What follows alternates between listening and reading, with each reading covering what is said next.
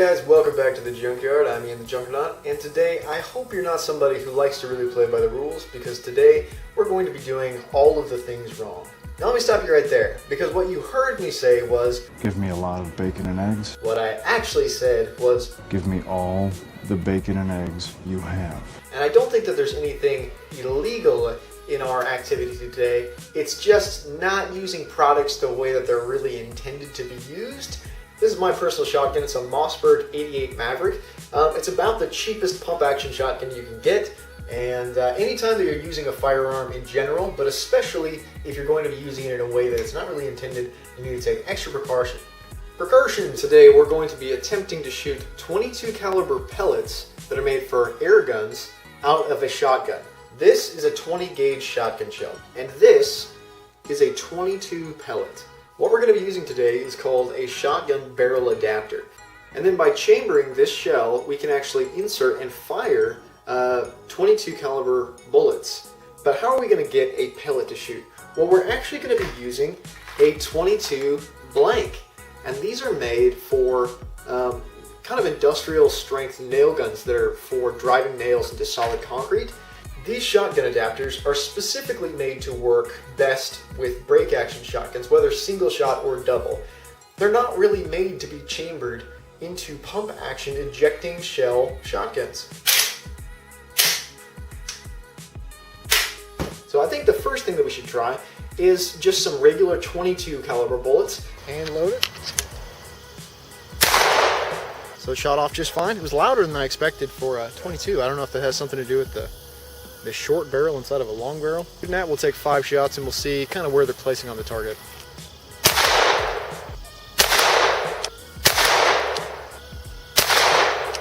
What are the chances? I knew that the flag was in front of the target. I just didn't think it was likely at all that we would hit this like 1/8 of an inch stick. But then we do have one up here that went pretty high, and we have one down here that went about 6 inches low. A lot of them were going sideways. Now, a lot of pellet guns have rifling because it makes them more accurate and be able to shoot over a longer distance. But because of the shape that they have, they'll actually make an airfoil and fly correctly even with no spin, or a 22 pellet rather. And then we're going to go ahead and put our 22 blank in. Safety off. Oh my gosh. That was a lot louder. Ooh. We're not getting these out without a screwdriver. That deforms the shell a lot more. Alright, I went ahead and moved about 300 feet further into my property. There's actually an obstruction where it's obviously scratched up and peeled some metal. So it's hard to say whether or not that was stuff that's being left behind from the blank here, or if that is stuff that physically sheared off of the pellet. I'm going to try and find something, push the pellets down to where the obstruction is, push this in and fire, and see if it looks like the obstruction is getting worse. Got our super high-tech and efficient ramrod right here. This is a heavy-duty piece of grass. They don't make grass like they used to. This is 100% American-grown grass right here. That is so much more loud than a regular bullet. The American Indians who first pioneered the use of a piece of grass, aid in the loading of their muskets. In the very first shot, apparently the pellet was too close. It was maybe touching the blank. It actually ripped off and shredded part of the tail.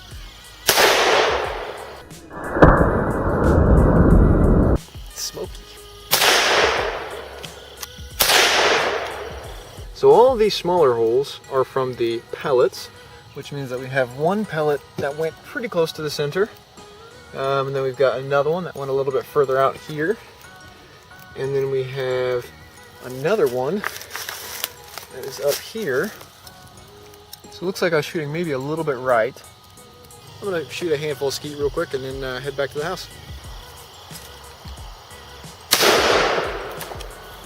Actually got it. Can we do 2 in a row? I kind of doubt it.